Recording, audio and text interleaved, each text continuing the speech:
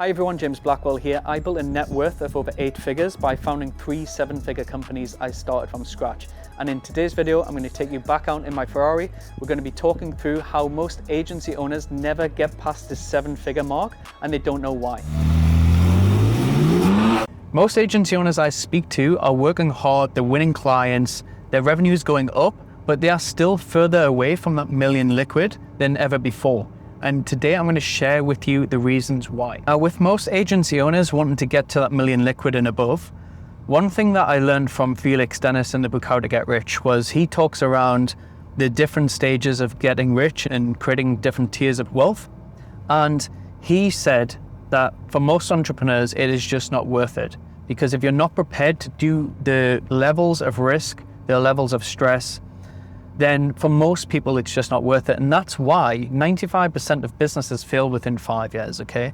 People get into entrepreneurship and do not understand what it actually takes.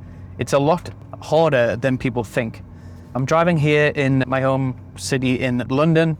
I'm just going to turn the aircon off because it's a sunny day here today. And we're going to be diving in today of what actually cost me to get my wealth, okay? So there's different stages of wealth, as we know, but to get to that million and then 5, 10 million, it actually does take things out of you. So some people, I would say most entrepreneurs aren't prepared to do what it takes to get there. So a lot of people think they're going to be successful, the revenue gets there, but at the end of the day, the only thing that can get measured is your actual net figure wealth, because everything else is just theory. So net worth on valuations of businesses, how happy you are day to day, the joy, how healthy you are, your family, all of these pillars are very, very important, but they're very hard to measure.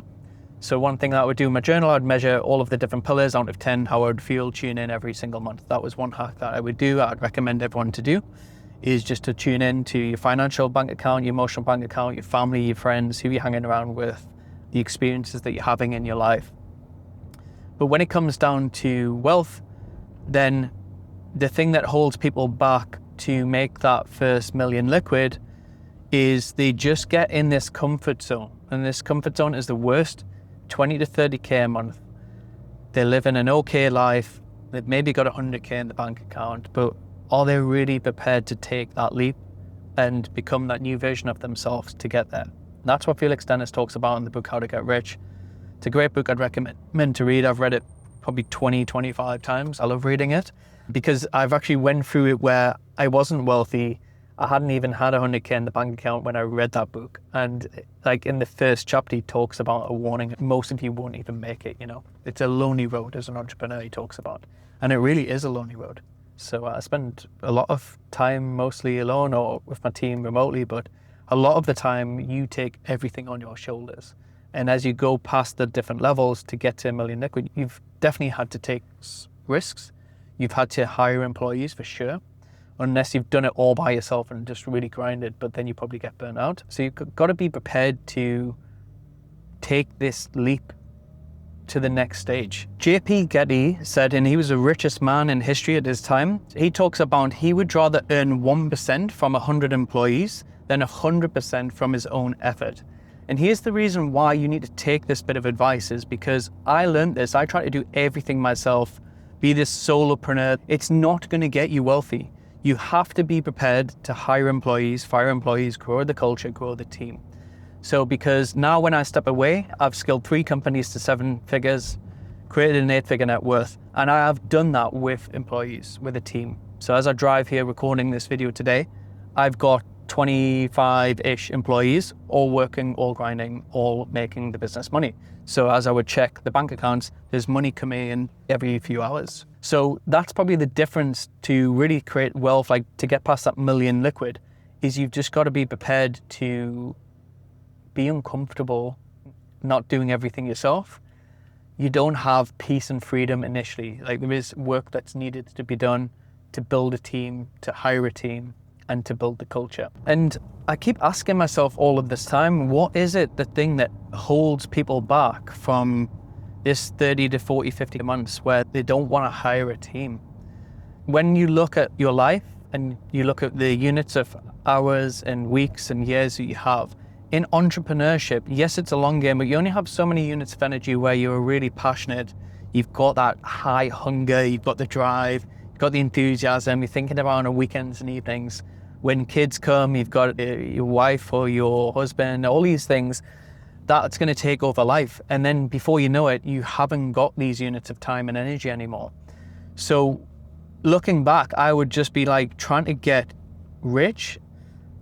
Yes, fast, but done in the right way, but not be trying to be comfortable too soon. So there's too many people that I think it's just they get in this comfort zone.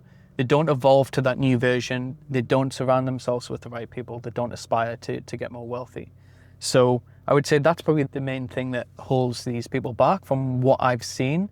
I've helped 1,500 agency owners that I've mentored, and the ones that actually broke past and got that $1 million liquid, it was all down to them being able to take risks, hire, be more creative with their offer and their business model, investing in themselves, being around the right people. All of these different things were key. So that fear of that business owner is probably because you don't realize you have to spend money to make more money. And when you've took all this risk and you've got this little pot, then people don't want to spend it anymore past a certain threshold, which is why I always talk about 100K net cash reserves in your bank account at all times. As long as you've got that, everything else and above, you want to be working hard, like doing the sales yourself. So then all of that pot above will be your burn rate for your team.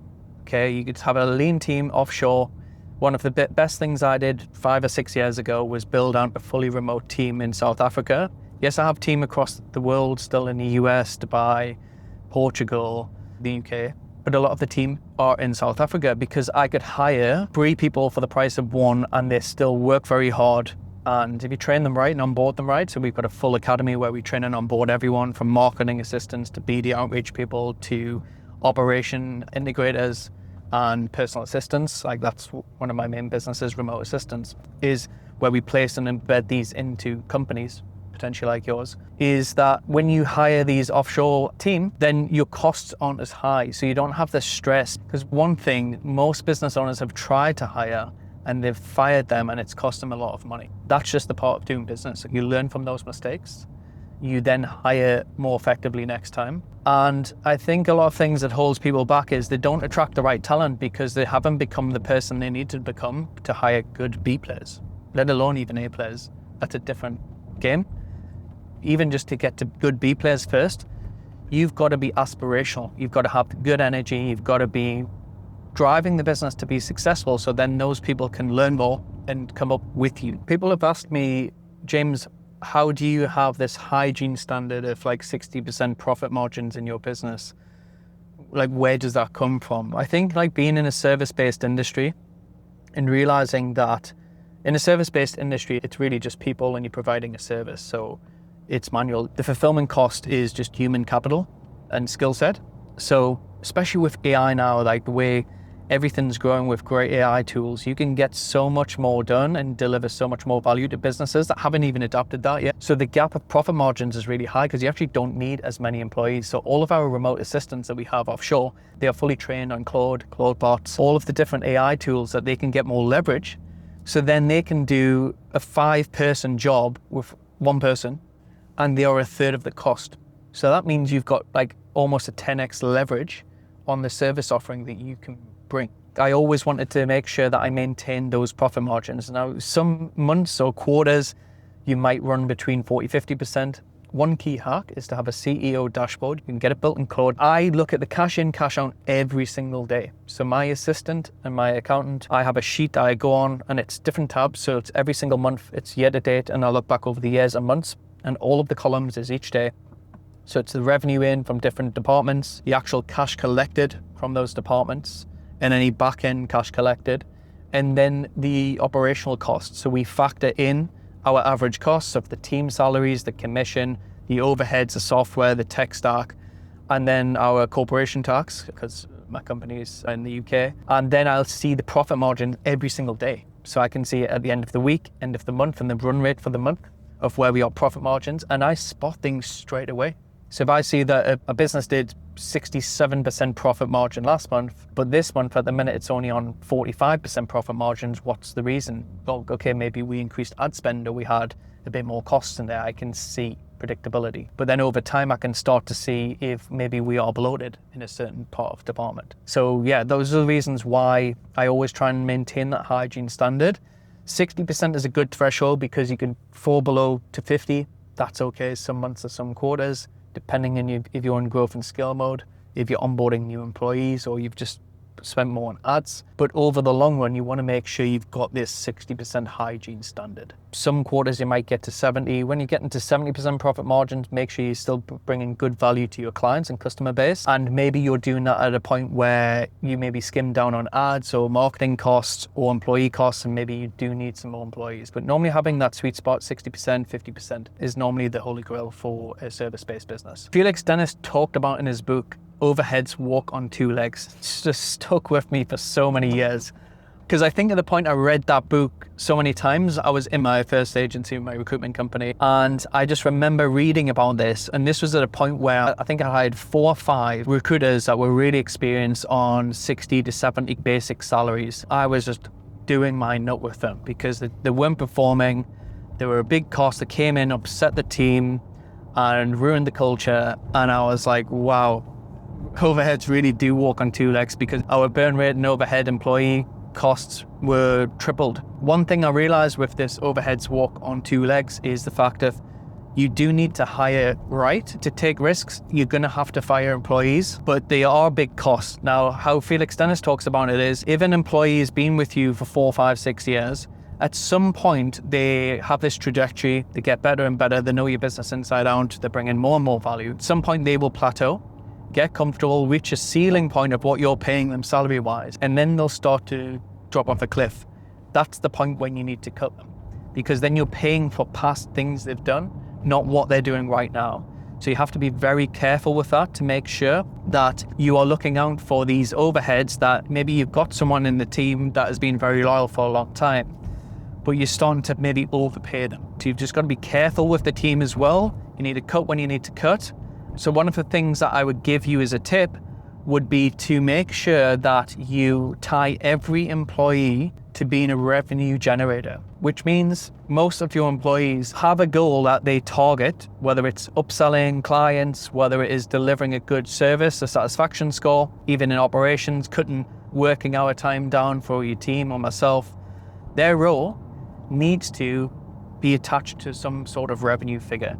If you do that, then it's a lot easier to keep on top of your employees, because they know what good looks like and they know what great looks like.